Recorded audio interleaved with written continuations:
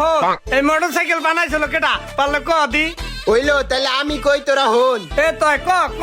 একটা বেড়ায় নতুন বিয়া করছিল পরে হের বউ না হের নিকে আলু ভর্তা আর ডাইল রানছিল ওই বেড়া না সাইকেল নিয়ে কামে যাইতো পরে একদিন বাইতে আইতে দেরি হয়ে গেছে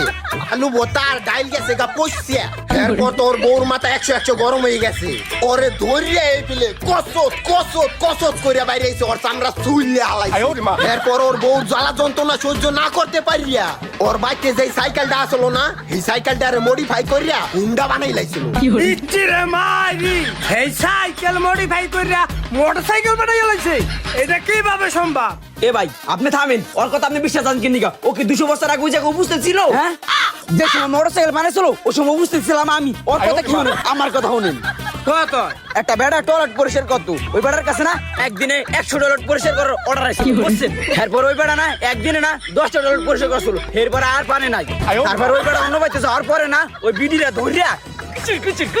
মাইরিয়া ওই বেড়ার হোগাটা চুল্লা লাইছিল হ্যাঁ সেই জ্বালা সহ্য না করতে পারিয়া ওই বেড়া হুন্ডা বানাইছিল যাতে জানি জীবনে আর দেরি না হয় এই বেটা